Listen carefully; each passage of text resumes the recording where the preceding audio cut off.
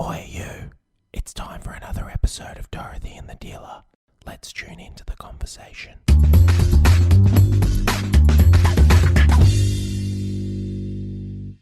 Mitchy Moo, good morning. Guten How Tag. are you? I'm very well. How are you going? I'm good. You seem a little bit stifled, mate. You seem like a little bit, a bit of a cat on a hot tin roof. Are you all right? Lack of sleep last night? 100% lack of sleep. I had no idea what was in the air. Had a bad sleep as well. So did Ange, so did Tash. Yes, but it's about me. We're talking about me. Sorry, go on, yeah. You're a nutter. I'm really excited because this is our first ever, I think, podcast with a guest that we've recorded in our new studio. Oh, wow. Isn't that cool? And our guest is a beautiful client of ours who we've known for many years, and I think we just love her story. We refer to her story a lot. Quite often, yeah. And talk about Sam quite a bit. And yeah, so we're really excited to have you here. Sam, welcome. Hello. Welcome to Dorothy the Dealer. How are you? I am amazingly good, even though I'm stuck in lockdown, Victoria. Charming. Let's not go down that rabbit hole because that could take No, we won't go down that rabbit hole. I love that rabbit hole. No, I know. No, I'm not saying we can't. Yeah. So Sam, just let me ask a question. Do you walk around with a packet of baby wipes wiping everything? You know. No, Matea's not in nappies anymore, and she doesn't puke everywhere anymore, so I don't need to do that. Right. Okay. There you go. No, I was just thinking your premier might make it mandatory that you have to walk around and wipe everything. You never know what he's going to make What's he going to do next? Well, that's the thing. Living in the uncertainty of not knowing what Dictator Dan is going to do next is Jesus. It's quite interesting. So we always like to start off with a song, and we'd like to know, what's the song that's at the forefront of your mind? Your favourite song or something that you're thinking about at the moment? Because of my daughter and sticking it in my head, it's Baby Shark do do do do do do, Baby Shark do do do do do do, Baby Shark do do do do do the actions, the shark. Granny Shark do do do do do do, Mama Shark do do. This is the song out of all the songs we've ever had on our podcast that you actually know. Mama Shark. Granny Shark, Granny Shark. Our listeners are going to be just like... You can pick it up. Look, no teeth on Granny Shark. I know. But our listeners are going to be like... No teeth. They can't see that. But our listeners are going to be like, fuck you guys for getting that into my head. But those of you that haven't had kids yet, you just know what you're in for. Right? Exactly. You know what you're in for. Wait till you're up at 3:00 in the morning to go to the toilet, and that's playing through your mind. Oh, excellent. Yeah. I got one of my buddies, Sam, is about to have a kid. He's like 44 years old, so he really waited till late in life, and he's convinced that everything's just going to go back to normal when the baby turns up, and I'm like... I went through the same. Yeah, I know. Yeah. I went through the same. I'm like, I'm not going to do this, and I'm going to do this, and then everything's going to work, and everything's going to be great. She has So it's like, plans for you. Yeah, I took great joy the other night out at dinner telling him that his life was over. I was like, your life's over, dude. And he's like, what do you mean? Well, what I mean is that you know how life is right now? Yeah, it's over forever. It'll never be the same again. You know what? All his friends, Sam, every time they meet up, there's a new guy that's someone that hasn't had kids. They're like, you should have kids. You should have kids. Oh, we all sit there going, man, you should have kids. You should have honestly, kids. You should just get amongst it. As soon as that person gets pregnant, they're like, suck it. Every friend that wasn't pregnant got that treatment. Yeah. Anyway. I love you. Yeah. I know. He's charming. I know. Yeah. So, Sam, how long ago did we meet? It's been a while, hasn't it? Gosh, I'm thinking maybe 2012. Yeah, it's been around there, wasn't it? There. Yeah. Do you want to tell people a little bit about, because you've got some really cool stuff to talk about, and I know Mitch is just so excited to talk to you about some of this stuff, and our clients are going to love it. But before we get stuck into the rabbit hole stuff, I just want to share a little bit of your story so that people can know how we met and a little bit about who you are, because your story is so huge. We share it all the time, and just fill us in, will you? When before I got on stage, I was told that you were in the audience. Did you know? I was literally told that that this girl Sam is in the audience, and she's had some huge stuff happen. and she's really excited to listen to you guys. And she's studying this because I think you were studying psych at the time. I had finished studying psych and I was doing metaphysical science, but Right. I had been on staff at Landmark Education As well. That's yeah, right. Yeah. One of the leaders there. Yeah, weren't yeah. you? And so, I was excited. I love when people are in the audience like that because people are like, oh my God, you're going to have a tough one there. You're going to have to. And it's like, no. If this person is exactly where they know they're meant to be, they will hear exactly what it is we're trying to say. Absolutely. Yeah. So Which will set them free. Share. Talk to Okay, us. so well, obviously I just let the cat out of the bag that I was on staff at Landmark Education, so I had done every single one of their programs, Right. and I was even an introduction leader and a coach, and I still had not released things. Like I was still struggling and putting like a face on it, like to try and make it look like everything was great and my life was all handled when really it was just so not. And my friend Sharon, who had already done some of your work, she had introduced me to you guys, and she goes, you've got to do it because it's like, it's not just for the head, it's for the heart. And I'm like, okay, I'm in. I'm in. And I remember thinking at one point, Mitch, I'm either going to love you or I'm going to hate you. When you were talking about perceived sexual abuse, I'm thinking, I think I'm going to hate this guy. Yeah. And I was like, no, I'm here, and I'm here to be free of this crap, so I'm going to give you the benefit of the doubt and I'm going to listen. And I'm so glad that you took me through it and said, answer me without knee-jerking. Yeah. Because that was the thing that got me through, like it broke through my knee-jerk reaction and my barriers, which was all of my protection.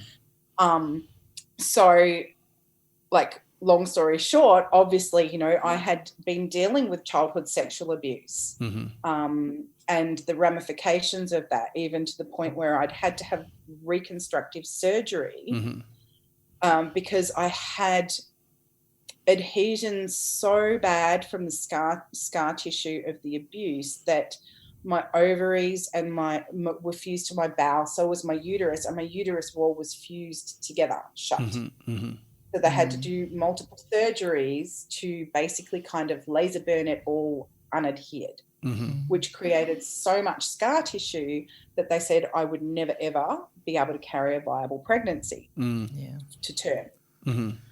And that was from 3 separate surgeons. So that alone was hard enough dealing with the physical, but dealing with the emotional, like I carried shame and I tick-tocked between being really angry and really repressed and sad to being like wearing the abuse as like a badge of honor, like I'm a survivor and like, so it was basically just the other side of the coin, really, trying to empower a great big steaming pile of dog do. So you used to TikTok between the two. Yes, cycles, and I would TikTok from being, I don't want to be near men, to being really promiscuous. And I would just keep TikToking between the two. It was running my life instead of me running my life. And then going through relationships with Anu, and it was you, Millsy, that took me through the process. And it was just the experience, because like I was there, I had intended to deal with the issues with my father, not with my mother. And it really came up, the issues with my mother needed to be dealt with first. And going through that, I really, like, I got to see my mother instead of as this woman who had allowed me to be tortured and abused, to be a woman who actually did whatever she could to love me so much, to have me be the person that I am today. And it still makes me tear up a bit with gratitude for her. And it was like all of the pain of it just was completely gone in that moment. And I still don't have words to explain how it just went, but it did. Mm-hmm. It just, and I now have this beautiful relationship with my mum Mm-hmm. and even with my father. Like it's all been done. And I had a conversation with my dad. He actually apologized to me and said that he saw himself as such a monster. Mm-hmm. And in that moment, I was able to just say, Dad, it's over. I forgive you. Mm-hmm. And now some people would be like, oh my God, how could you forgive him? But that was an act of grace and love and release, not only for myself, but for him and for other generations, Mm-hmm. like backwards and forward. Mm-hmm. I have my daughter now, which Mm-hmm. is another miracle in itself, and she has a beautiful relationship with her grandfather. Mm-hmm. Now, I have spoken with him and I have said, you know, I trust that you will be the grandfather to her that you were never able to be the father to me. Mm-hmm. However, I will always be watching you because you don't poke a sleeping bear, right? That's right. And they have a beautiful relationship, and I can see that he will occasionally look at me with just misty eyes like, thank you Mm-hmm. for giving me a second chance. Mm-hmm. And I know at every step of the way that my daughter is safe Mm-hmm. with him, Mm-hmm. and I don't need to muddy their relationship with what has happened in the past, Mm-hmm. because he did what he needed to do to get me to be the person who I am today. Mm-hmm. I think I'm not sure. Do you have any questions? No, I just wanted to say something about it. I'm taking a minute. I remember the power of that moment, and I remember the intensity of what happened there.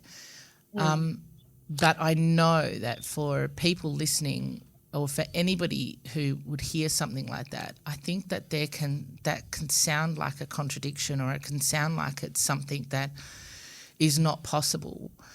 And I want to firstly just confirm for anyone listening, I suppose, that in saying what we've just said, we didn't make, or you didn't make, what happened to you right. No. And we didn't make what happened to you wrong. Would you agree? Yes. That what you did is you realised that something had happened to you, and you had been living your life trying to band-aid that up. I remember you using those words, that the stuff that you had done before was great because it kind of helped you deal. Yeah. But the difference here was that it wasn't just it wasn't a band-aid. It was like understanding that you could choose how to deal with that. This happened. You can't go back and change what happened, but you can change and transform how you view what happened and how you therefore go and live the rest of your life. And Yes. I feel like that's an important distinction to make for, I suppose, people listening who are hearing that somebody can have that scenario happen and be totally clear with it to the degree where that you are, and that you obviously are by the way you speak. But I think Sam, when I met you, I think I could see that. I mean, you studied psychology. You were a landmark forum presenter. You knew that there was something to see and something to get that you weren't getting, and you know, you just didn't want to spend the rest of your life pretending and being pissed off and angry underneath everything. Because I say to people all the time, the reason people are pissed off and angry is because they're pissed off and angry. They don't want to be pissed off and angry. So outside of what they call their history, they know that there's a destiny that awaits them as long as they're willing to stop and look and find love in the place they're adamant it doesn't exist. Because, and the only way to find that love is you have to become truthful, and the truth sets you free. And the truth is, okay, who am I today? In all facets and all assets, who am I today in all values and all characteristics and all traits based on what went on. How can I find the blessing in what occurred? Because if I find a blessing in what occurred, then I changed the history and I changed the future mystery for everybody. Yeah. And it seemed that, you were willing and wanting to see that. So when I remember sitting down with you and I said, I need you to put all that aside. The fact that you're a psychologist, all that sort of stuff. Because when I'm dealing with a psychologist, they're generally trying to help everybody else because they're trying to fucking work out themselves. Yeah. And I said, I need you to put the psychologist aside and I need to talk to the little girl. I need to talk to Sam. And I remember, that took a lot of courage, but you also had the emotional intelligence to get, that what we were talking about was real. There's a breakthrough waiting as long as you're willing to look. And in doing that, because we create the world around us, right? So if we don't want to have children, there's a hidden part of us doesn't want to have children. So that goes into a reticular activating system, and all the doctors turn up to say, hey, fucking guess what? You're not going to be able to have children based on 10 years of corrective surgery. But as soon as you change, the possibilities around you become infinite. You're now in charge of your reality because, ultimately that freedom that comes frees your future, frees everything. And in you stopping, just bear with me 2 seconds, in you stopping and seeing that, in you stopping and seeing that seemed to be what happened for you. The transformation occurred in that moment, but it took a lot of balls. I mean, I know that there's people out there thinking, oh my God, this is crazy. But at the end of the day, there's an innate knowing inside of every person that's out there that they don't want their history to destroy their destiny. Because that's what happens with perceived abuse cases. And when I use the word perceived for a specific reason. First off, because I know it pisses people off. People go, right, that's my job. I need to piss you off because I need you to understand that I know what I'm talking about. I've seen it over and over and over again in an infinite number of times. I've watched it occur over and over and over again where people get it. But when I'm talking about perceptions, what I'm talking about is you take in information, you superposition that information, and that becomes your perceived reality. But it's only part of your perceived reality because it's only half of what occurred. And when you see the whole of what occurred, you see the wholesomeness in the event, you see the love in the event, and then you're able to transcend the torment. Yeah, you put it into much better words than I could because I couldn't quite Sure. articulate how it worked. But yeah, all I know is it did. Yeah. And so what do you think? So explain then, what do you think has changed? As in what happened? I don't know how. What the question I suppose I'm trying to ask is that there was such a massive turnaround in where you were at. Do you know what I mean? Like, what do you think? What do you think that's about? Like, what do you think you can? What do you think happened, kind of thing? Probably the best way to describe it is it's like I was cloaked or shrouded in all of the weight of everything that I identified with as what happened to me. Yeah. And it was like I carried it around like I was coloured and tainted by it. Mm-hmm. Right. So it tainted and coloured, and you mentioned the reticular activating system. Mm-hmm. It did. It coloured my perception of everything within life. So I went through life with the filter of damaged goods, not good enough, not lovable, something inherently wrong with me because this happened. Yeah. So I then, choices I made, opportunities that I saw and didn't see was all because of what I was cloaked and shrouded with. And going through the equilibration process, it was like that cloak, that shroud was pulled away, removed from me. like I was stripped bare, but at the same time as being stripped bare, it was like I was finally free. Yeah. To just like stripped bare of all of the damn filters that were limiting me. Yeah. So I could actually see what was right there in front of me. Okay, it hasn't removed my past, but it has removed the taint of that past and the pain of that past. But I was never able to speak about having been sexually abused without feeling a whole lot of shame and fear of the judgment that I would receive, and also bringing up the pain and being in tears. And while I was speaking about my story just then, I had some tears, but they were tears of gratitude. Gratitude for my mother and gratitude for my father for who they are as people who have also been damaged and have done the best job that they could with what they had, with the tools that they had. I think you said something there that made me realise that you're basically saying that you attached more value to what happened to you than to who you actually were. Oh, totally. And so basically you carried this around with you because that's how you identified yourself, right? And the thing is that we talk about how, like, we've literally sat here on this call and basically just said, that's big for people to comprehend. But isn't it funny that it's big for people to comprehend how magnificent they are, regardless of what's happened to them, as opposed to carrying it around for their lives, because we think that is the badge of honour. Oh, this happened to me. I'm going to carry it around with me forever. And that there's like, if that's what someone has to do, then that's okay as well.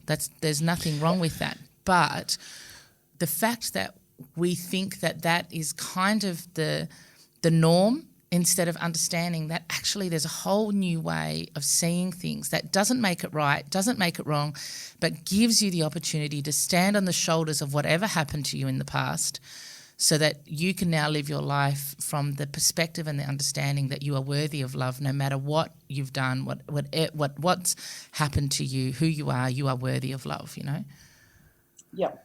Well, I think sometimes people out there think that's fucking crazy, But what I think is fucking crazy is people spending their lives hating, being resentful their whole fucking life, from when they turn up to when they check out, not knowing anything, not knowing anything about where they've come from, or not knowing anything about what's going to happen to them afterwards, but within this time period that they're conscious, spending that whole time consciously being pissed off. And I haven't met one human being, you'll say the same, Sam, you say the same else, I haven't met one human being that doesn't know that there's a better option than that.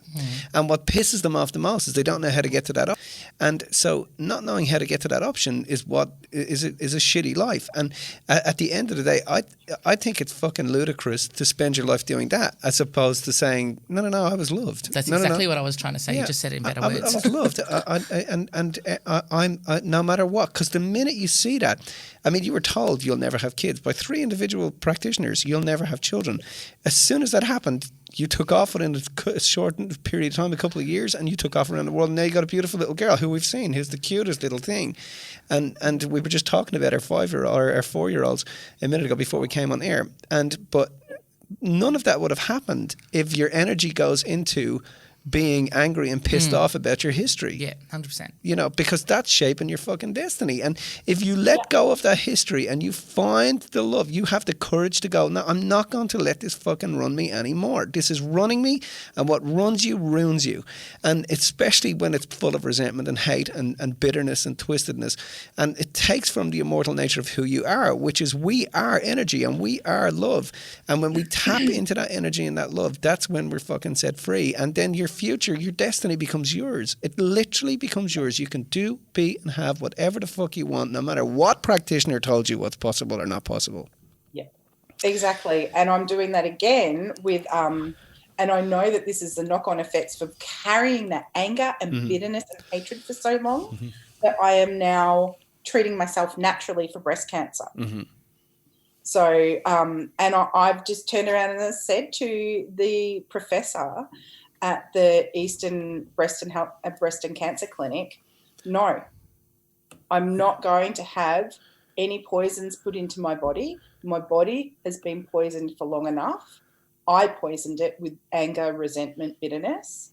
I'm going to deal with this naturally because I already know that on a quantum level I'm healed. My body just needs to catch up from the 40-odd years of abuse that I put it through.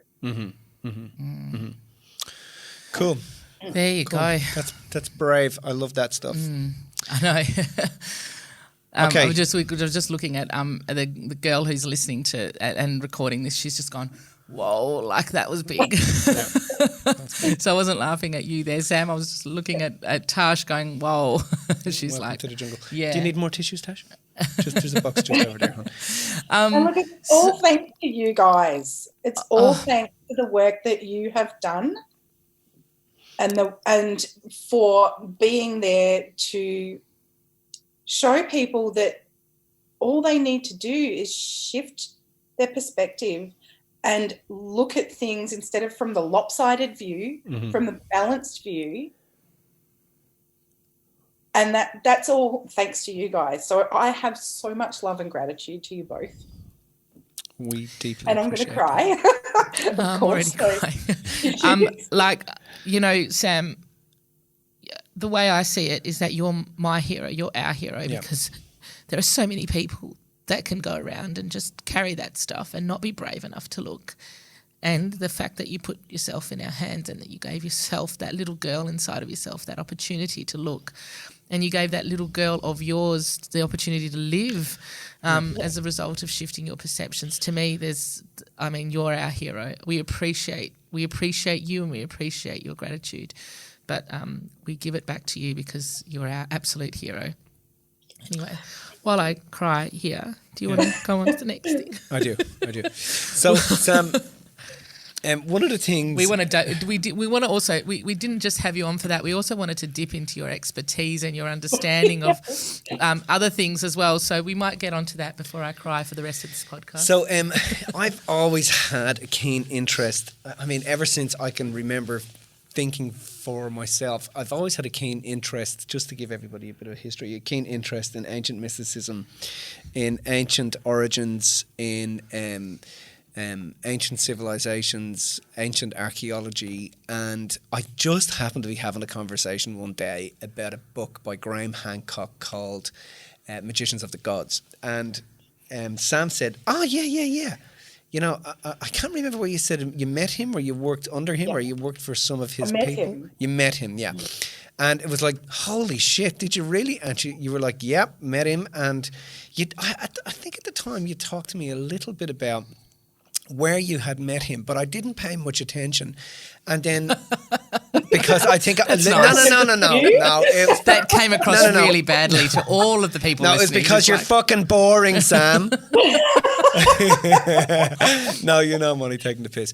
No, it was because I think we were in a seminar and you were in the middle of something else. I get it. Now, then I realised, shit, we you know, because about 2 years ago, we were about to do a run into Turkey. We wanted to get to Qubec La Tepe. And what had happened was I had organised, and we were trying to organise somebody to take us in there, because you have to have a security team to get you in, because word was getting out that based on the Syrian war, that the West were going to bomb Qubec La Tepe because they didn't want anybody to know what had been found there. And basically, quick history, what's been found in Qubec La Tepe is basically, it's a massive construct. And it happened around about 12,600 years ago. And when it was built, basically, it's an astral projection. There are monolithic structures there. There are megaliths there. There are stonework over 800 tons, megalithic structures there. And basically, once it was built, they filled it in and they walked away. So as they've uncovered it, what they've uncovered is the fact that it's a time capsule. And that time capsule is talking to us today, is talking to whoever was going to find it and whoever was going to uncover it and go into that dig. And the time capsule is basically talking about an asteroid that makes its way around, and some of that shrapnel has hit the planet at certain time periods and knocked the planet out of sync and created either a great ice age or a great melt, and it tells the history of that.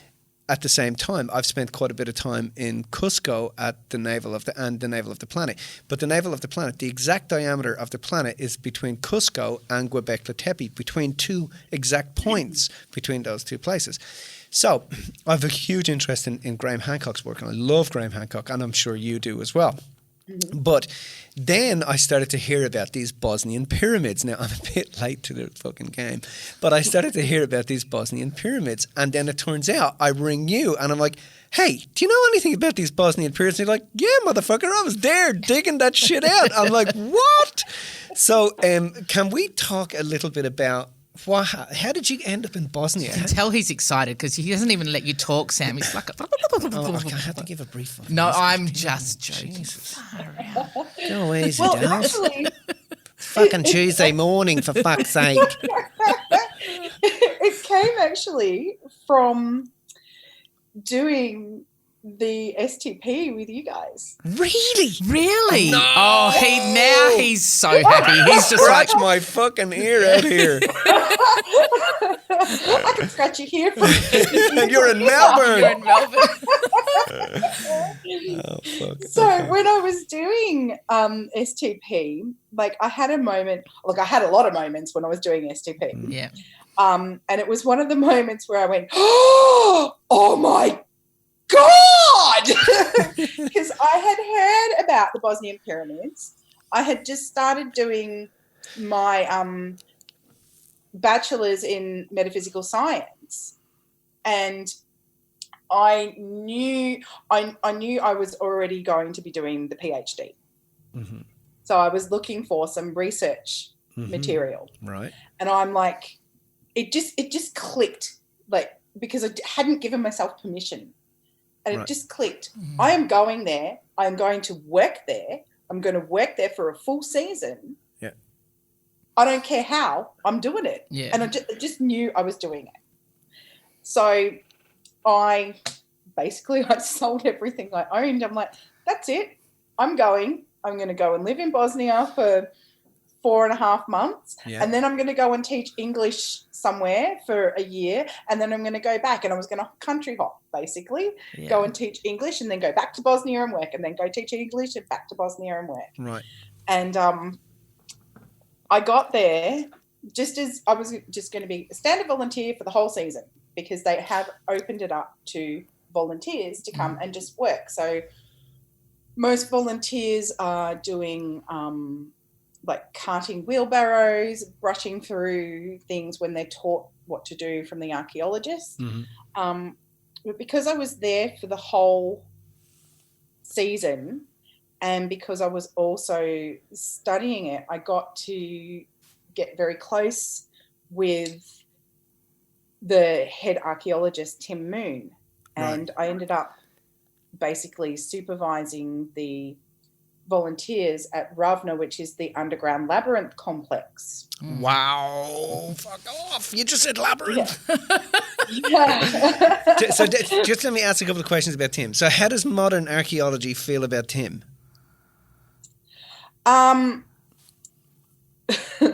Because he has worked with the Bosnian Pyramids, they believe he's a renegade. Right. Right. So it's like archaeology is a boys' club. Right. And if you don't, toe the line, then you're out. They take your funding and they demonize you and turn you into, because you're not fitting their narrative.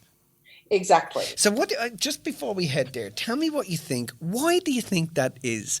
I mean, it seems now, right, that their narrative is so fucking ludicrous. Like they just ignore what is right in front of them. So you need to talk to the plebs here. Explain what you mean by all of that. Well, do you want to have a go, Sam? Or I mean, I can have a go. But You just need to explain it so that we. So modern archaeology has this narrative that they want all archaeologists to fall into. Mm-hmm. If you don't meet their narrative, they cut your funding and then they demonize you. So if you come up with a discovery that says, listen, the Sphinx is way older than 4,500 years. Yeah. Why? Because there's fucking watermarks say that it's been through not one flood, but many floods. Yeah. If you say, hey, there's a second fucking Sphinx in Pakistan, they come in and they just poo-poo you because they say, no, this is what we've taught everybody. Mm-hmm. So what intrigues me is the further I look into it is, why are they so set on this narrative? Well, there's a couple. That's a big rabbit hole. I know. Right there. I know. There's a couple of viewpoints you could take. Quite often you need to follow the money. Yeah. Mm. Who's funding the research? Mm-hmm. And what is their reasons for funding the research? Mm-hmm. And what do you think it is? Well, when you look at some of them, it's religion-based. Mm-hmm. We need to make sure that this stuff is backing up the Bible mm-hmm. or the Quran mm-hmm. or whichever religion. Generally, it's the Bible because it's generally the Roman Catholic Church that do tend to have the money. Mm-hmm. So when they say that the pyramids are, 2,500, 4,000 years in, like, that's just to basically fit the narrative of what, is being forced down people's throats, mm-hmm. which is just a mechanism of control. Mm-hmm. Mm-hmm. Putting on my tinfoil hat now. Yeah, but I mean, this is the problem, right? This is one of the fucking problems. Is the minute you go question it, they say you've got a tinfoil hat on, which is very fucking convenient at the end of the day. Like, it's really convenient. Because it's easy to make someone look crazy for going against the narrative. That's right. And now you're a conspiracy theorist, because you're questioning the fucking narrative. But when I was in the Americas, I was with one of our shamans who we've known him for a very long time. And he takes us, well over 11 years, takes us to some extraordinary places in the Americas. And, I said to him, he said, when the Spanish arrived here, Mitch, he said, this place was a metropolis. He said, when you're driving through these mountains here and you're looking at all of these terraces, he said, these terraces were rich in colour and fruit, and they had mastered, aquatics and water, and they had, they were using processes of thermodynamics. He said it was a metropolis, and the Spanish turned up here and were like, fuck, if anybody in the West sees this technology and what these people have managed to do, they will see that their shamans, their chiefs, their educators are smarter than our Christ. So what we have to do is we have to basically get them all to get on our side, and we have to destroy all this. And like history shows that the destruction within those areas only happened, a little bit. It started a little bit before the Spanish arrived, which was about 270 years. I asked him that question as well. Why do you believe the civilization fell apart?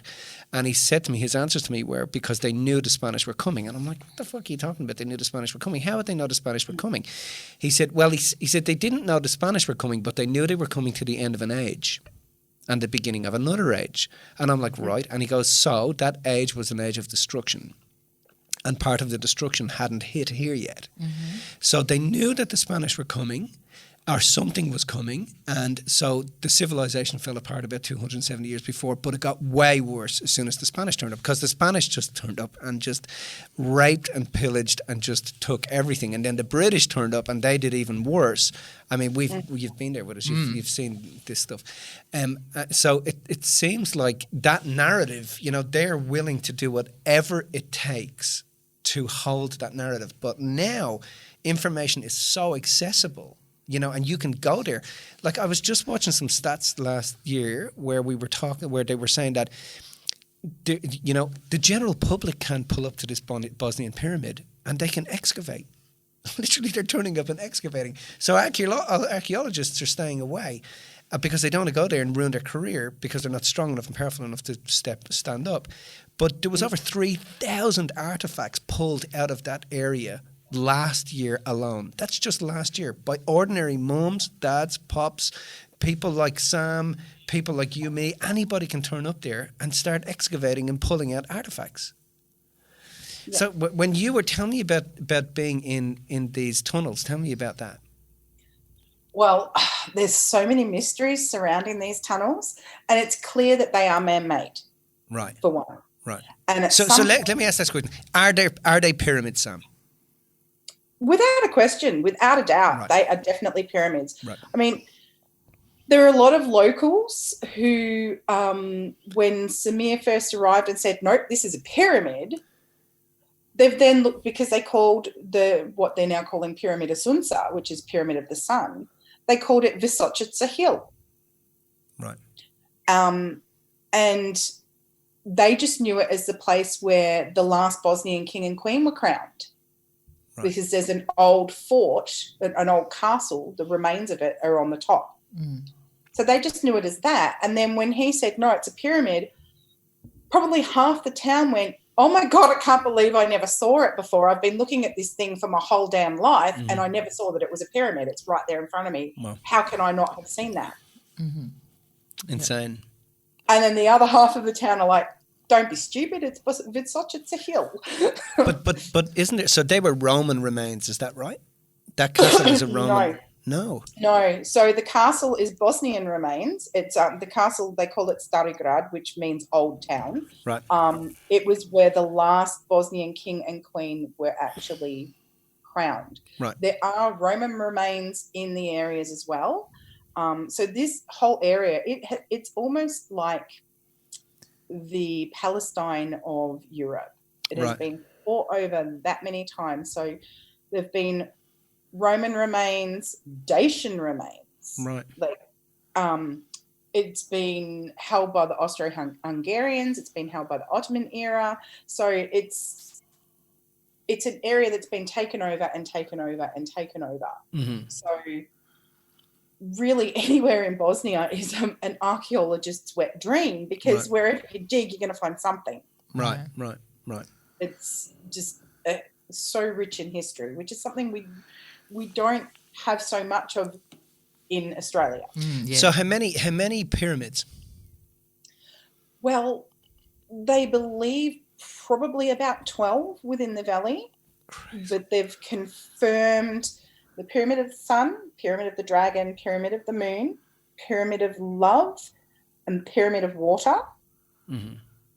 And they've also, there's a shape that's kind of like a crescent moon shape that is man-made, which they have called Temple of Mother Earth. Mm-hmm.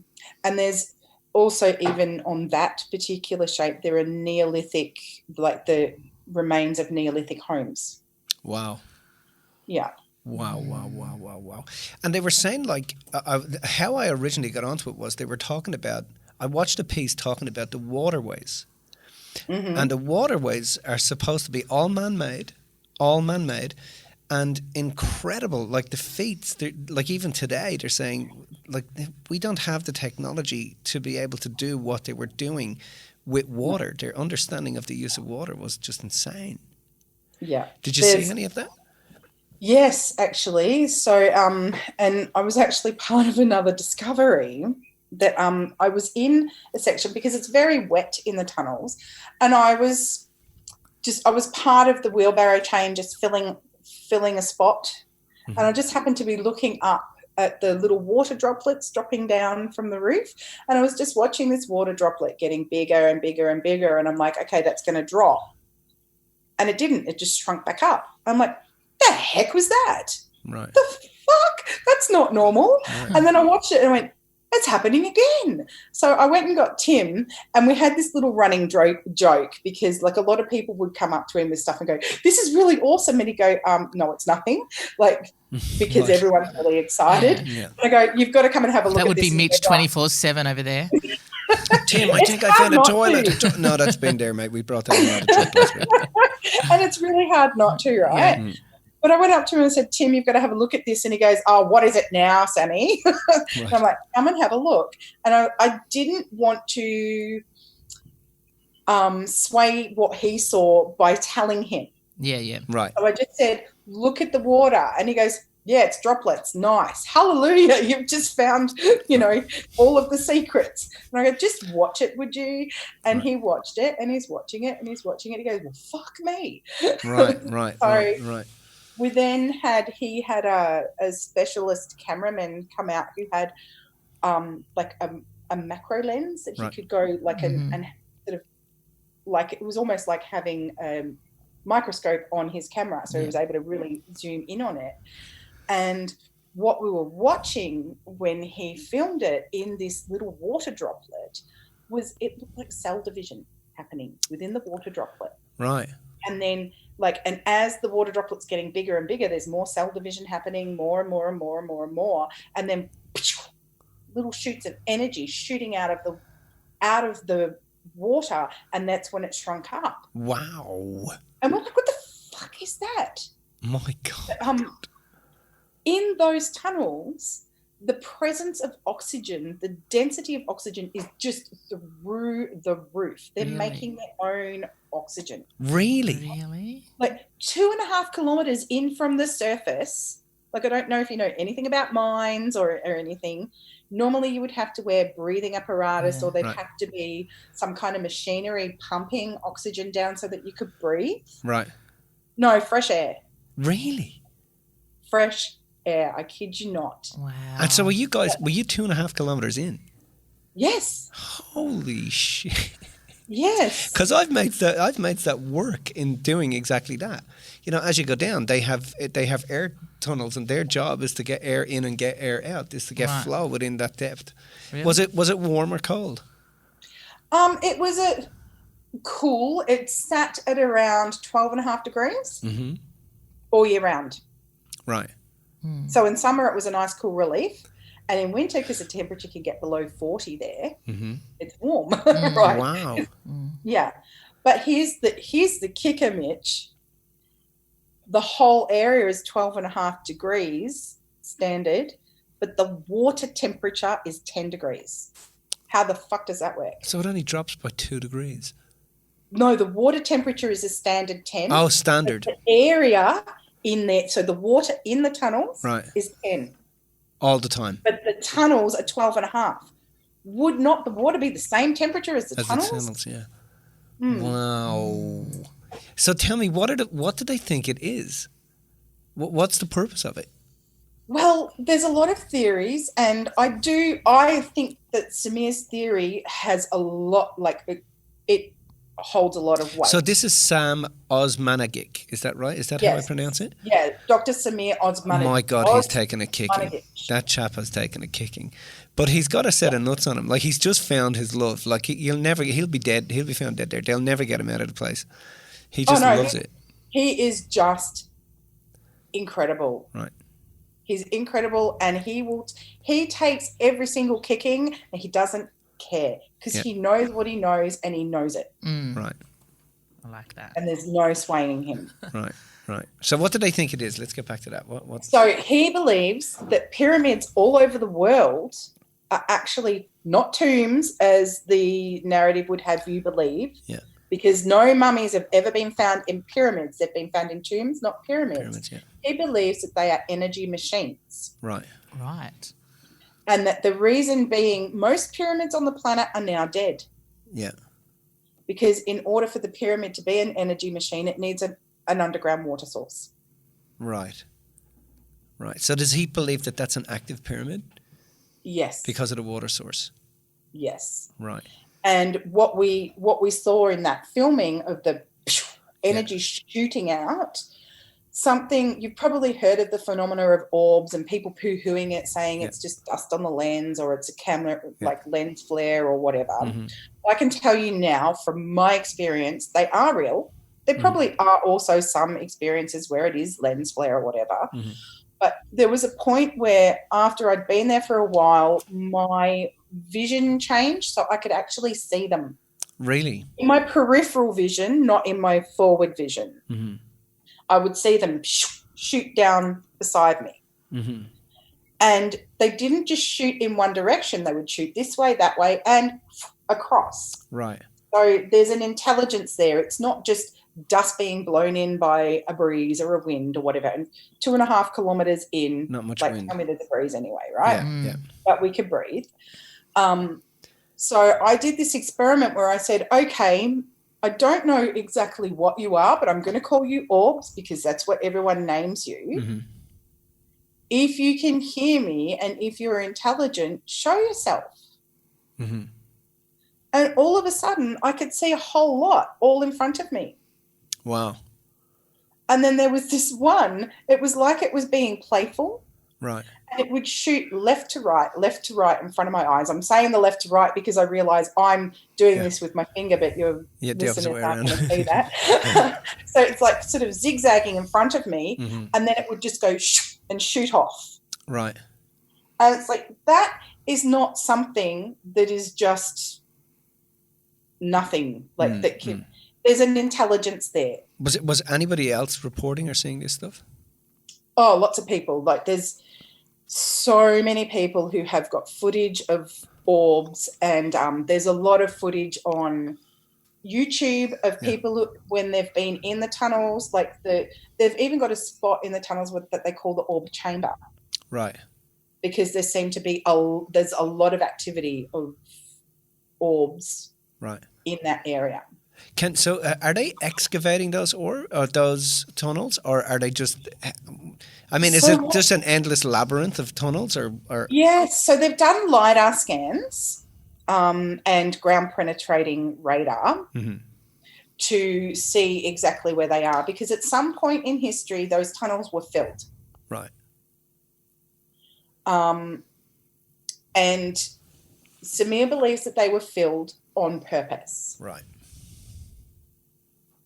And it looks kind of clear that way. I mean, a lot of people are trying to say, oh, it's just been flood, but there are intact drywalls that are in between two lots of fill material. Right. Right.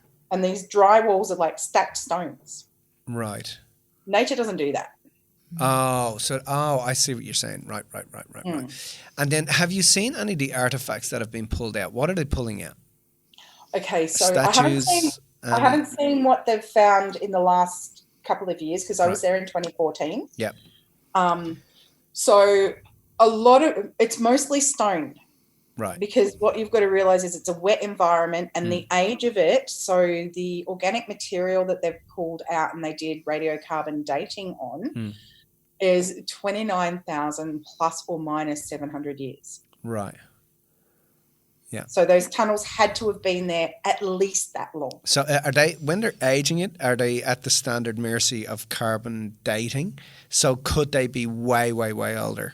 Oh, they could be way older, because that's a piece of organic material that has been found inside the tunnel. So just can you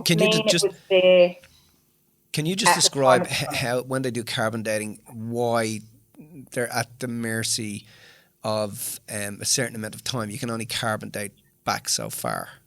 Okay, so they're looking for a radioactive isotope called C14. Yeah.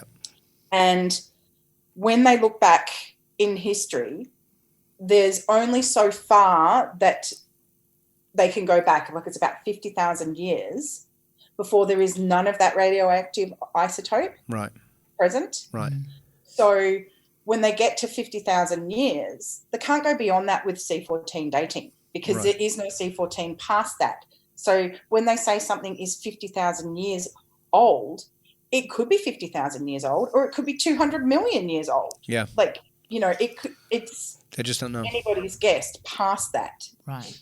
Right. There are other ways of dating things. I'm just not really down on the science of those. So I know that there's with the other, there's 12 pyramids. Some of them are on existing farmers' land, and you can't get into them. Yep. So, I mean, has there been anybody in there? Has anybody got in? Do they know? Has Sam got in? Are there waterways? Are there waterways in there? Yes, there's waterways in the tunnels, but no one's actually got into the pyramid itself yet. Right. They're doing excavations on the outside, and they've done some like samples of the material that the pyramid has been made from. Mm-hmm. And it's man-made concrete, like an ancient concrete, and it's stronger than any concrete that man can make today. So the material is man-made. Yes. Jeez. It's like, and it looks like it looks quite crude when you look at it, because there's lots of like stone chips and bits within it. Yeah. But it's so solid. Right. And I don't know the exact numbers, but when they were having a look at it, it's the way that it's been bound, it had to have been heated to a certain number of degrees in Kelvin. Right.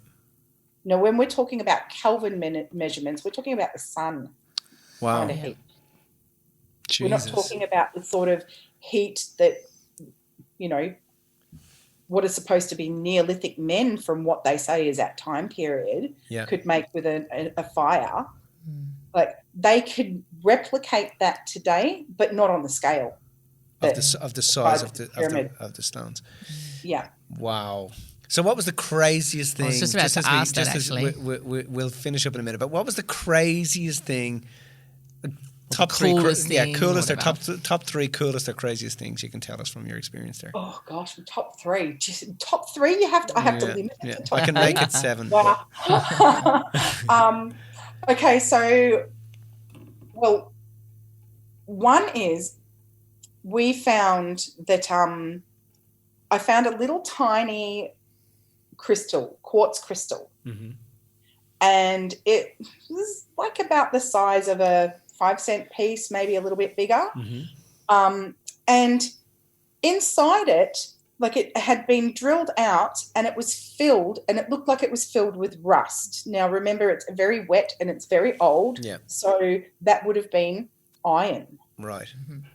So I showed this to Tim and I went, I don't know about this. We need to check with the geologist, but quartz and iron, do they, come together? Do they grow together? Yeah. And the geologist said, absolutely, positively not. Yeah. And there's no way it could be, and it was like packed in. So they sent that off to the lab. Yeah. Because they're like, well, this then would be iron before the Bronze Age. Like, that's not right either. Right. But it wasn't even just iron. It was an iron alloy. Wow. Like an iron alloy. So they were creating energy, because when you put quartz crystal under a load, it's got the piezoelectric effect. Right. So it actually creates electricity. My God. So they were somehow creating some form of energy or electricity by using quartz and an iron alloy. Shit. That's insane. Mm-hmm. That's insane. And no idea of age, obviously. Again, it could be... Yeah, exactly, because the material that they're finding is they've found it within the structure, in the tunnels, and they've also found some between the blocks right of the pyramid. So, and that was a fossil of a leaf. Now, that leaf could have fallen down in between the blocks while it was being built, or way after it was built. So it's really hard to tell. It is at least that age, because those things have then appeared within it. Right. Way older. Right. That's crazy. Isn't it? And to think, the guys that were laying the blocks, one of the guys could have gone, Mick, just brush that leaf out, will you? Don't let that. But they didn't. And the fact that they left it in there. You go. Okay, second most crazy ass thing, Sam. Okay, so the second most craziest thing, you were asking about the water and the channels. Yeah. So The channels themselves, I have seen many of them with my own eyes, and they are at right angles. They are like proper, like down, like a squared off right angles. Nature doesn't bloody do that. Yeah. So that's another thing. Not only is it incredible, it's another proof that they are what Samir is saying that they are. So when you say this, you're a kilometre in. You're seeing this a kilometre in. As you continue to move, it's not like they're rounded as water would come through with other stones and rocks and, bombard. So they're above you is rounded, but down below. So the channels are in the ground. Yeah. Like, so where we would walking.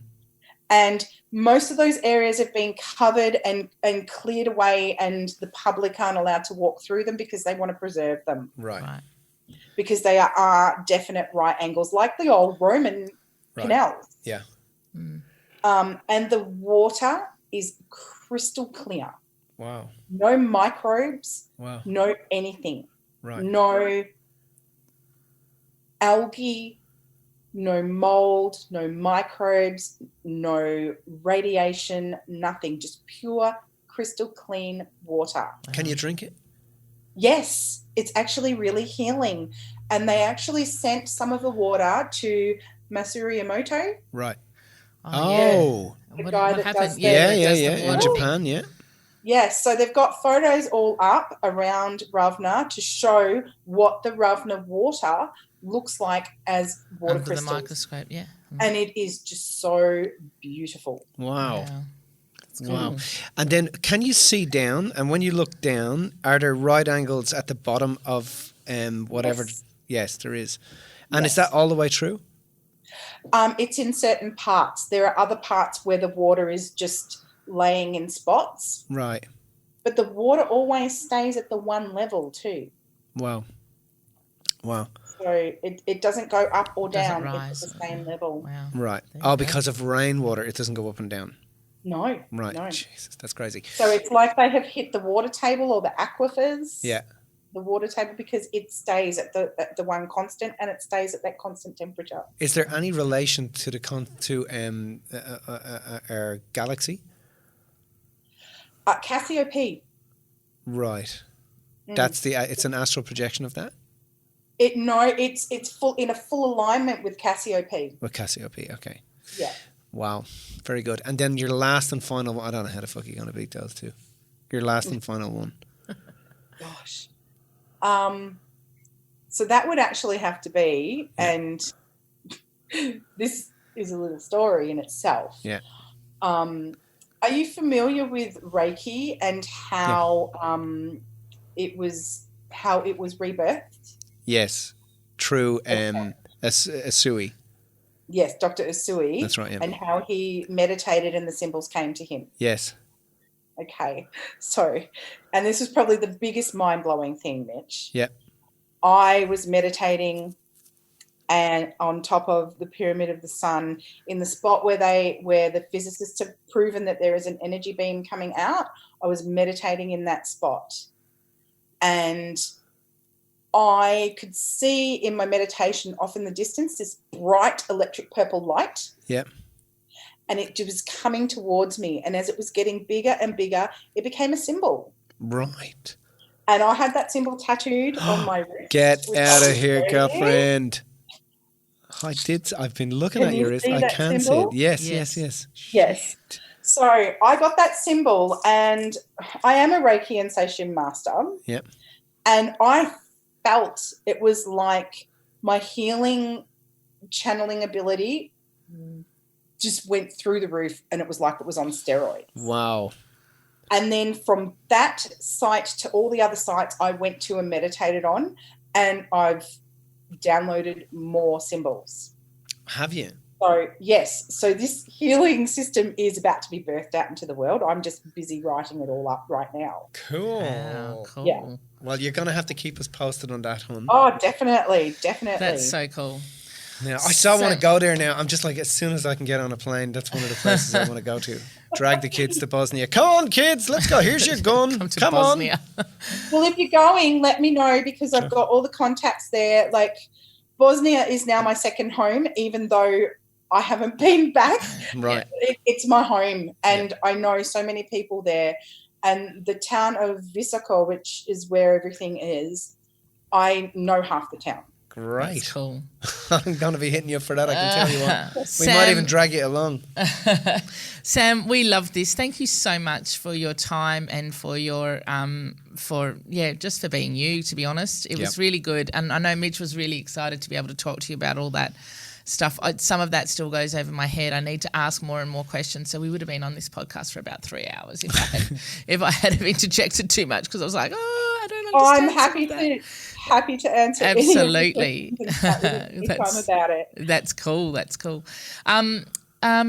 think that's it. We better leave it at that because we've been going for a while. But just, Sam, to finish off, just cover off for me the one thing that you're most grateful for in your life altogether, just so that we've got something to finish off on. The one thing I'm most grateful for my life. Yeah, right now, where you're at.